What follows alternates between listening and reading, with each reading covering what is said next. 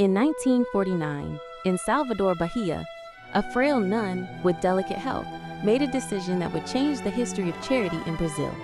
With nowhere to take the 70 sick people she collected from the streets, she invaded a chicken coop next to the convent. That act of holy disobedience, driven by a love that knew no bounds, was the seed of Bahia's largest hospital. This is the story of Saint Dulce of the poor, the good angel of Brazil, the woman who transformed a chicken coop into a sanctuary of life. Who was this woman who, even with 70% of her respiratory capacity compromised, built an empire of charity? Who slept for 30 years in a wooden chair as penance? Who was nominated for the Nobel Peace Prize and received, on 2 different occasions, the personal visit of Pope John Paul II? Who, already ill, asked for her oxygen to be turned off to give it to another patient? To understand the strength of Sister Dulce, we need to go back to her childhood, to the girl Maria Rita, who, amidst the joy of playing, already felt in her heart the call for a life of total dedication to the most needy. Maria Rita de Souza Brito Lopes Pontes was born on May 26, 1914, in Salvador. She was a lively girl who loved to play with dolls, fly kites, and, surprisingly, play soccer. She was a fan of Ipiranga, the workers' team.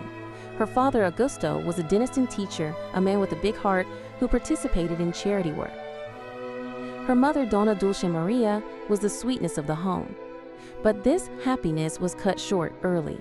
In 1921, at just 26 years old, Dona Dulce passed away, leaving little Maria Rita, 7, and her siblings, Augusto and Dulcina, motherless. The cause of death, although not officially recorded, was likely tuberculosis or childbirth complications, common diseases at the time. The loss of her mother deeply marked Maria Rita's life, but also strengthened the bonds with her father and siblings, especially with Dulcina, who would become her great confidant. At 13, a walk with an aunt through a poor area of Salvador awakened in Maria Rita the call to religious life.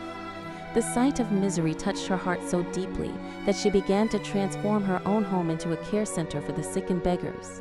The family residence became known as the Gateway of St. Francis.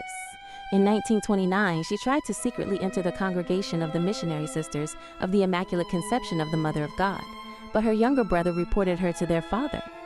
Augusto, who dreamed of seeing his daughter become a teacher, asked her to first complete her studies.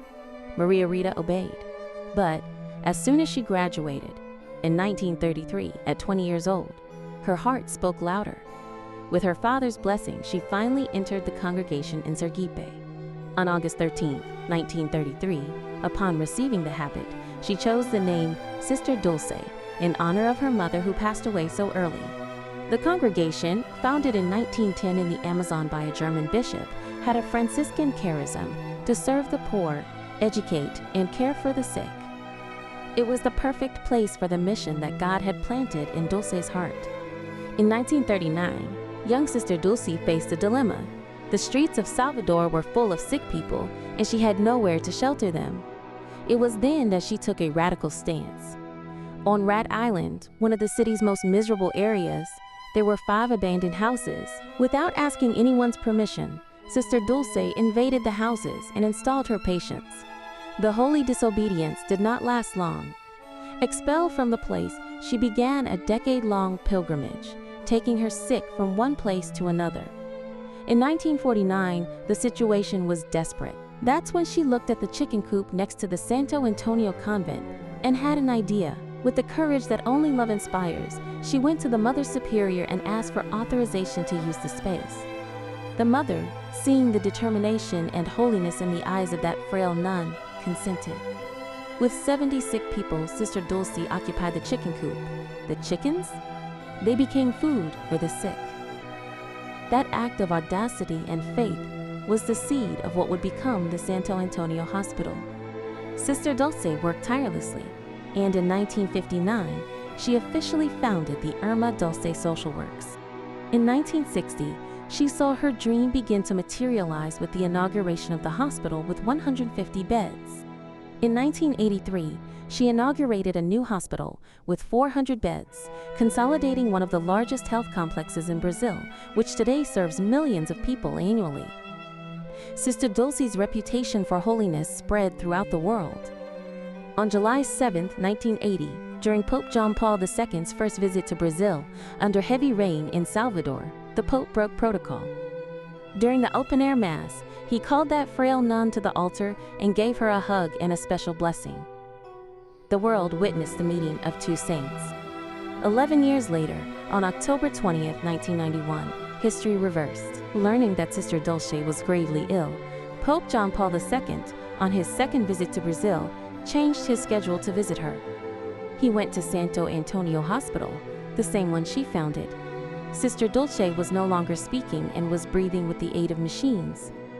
The Pope held her hand, prayed in silence, and gave her a rosary. With tears in her eyes, the nun merely looked at him. Less than 5 months later, she would depart for the Father's house.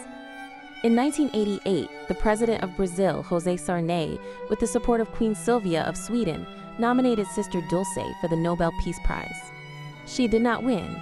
That year's prize went to the UN peacekeeping forces, and among the nominees were leaders like Ronald Reagan and Mikhail Gorbachev. But for the Brazilian people, the greatest prize was having the good Angel of Bahia walking among them. While Sister Dulce was building her work, Brazil was living under the dictatorship of the Estado Novo, led by Getúlio Vargas. Vargas, who governed from 1930 to 1945, was a complex leader. On the one hand, he created important labor laws. On the other, he censored the press and persecuted opponents. In a country of immense inequalities, Sister Dulce's work was an evangelical response to social problems. In 1937, the same year Vargas established the dictatorship, she founded the Workers' Circle of Bahia, a Catholic organization for workers. It was her way of fighting for social justice, not with weapons or politics, but with the power of charity. Sister Dulce's strength contrasted with her fragile health. She suffered from pulmonary emphysema, a chronic disease that destroyed 70% of her respiratory capacity. For the last 30 years of her life, she lived with a persistent cough and the aid of an oxygen balloon at night, which she affectionately called "my friend." In 1955, her sister Dulcina experienced a high-risk pregnancy. In an act of total surrender, Sister Dulce made a promise.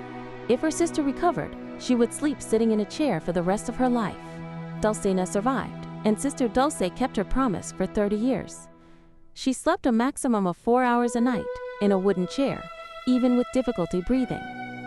In 1985, weighing only 38 kilograms, doctors convinced her to stop. It was a silent sacrifice, a testament to love and faith that few knew. But Sister Dulce's greatest miracle was daily. Raimundo José Araujo was one of the children welcomed by her and today works in her institution. He recounts, "She was 3 in 1, mother, religious, and manager. As a mother, she welcomed us and demanded discipline.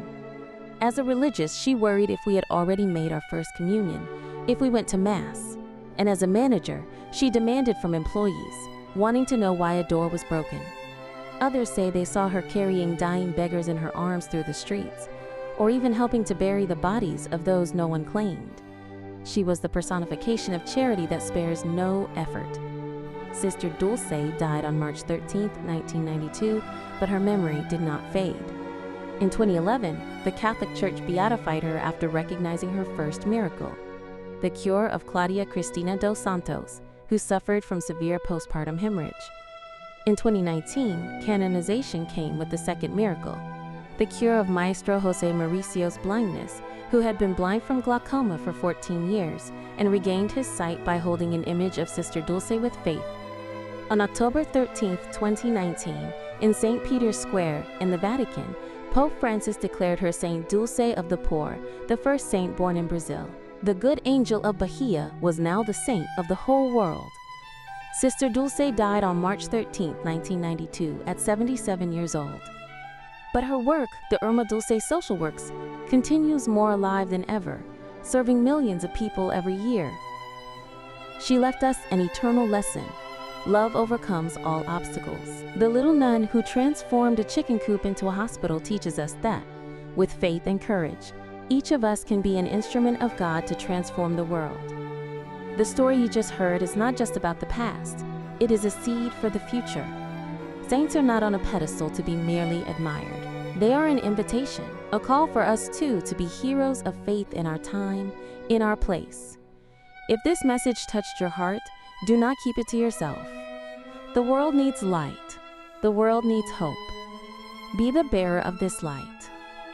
Share this video, subscribe so you don't miss any stories.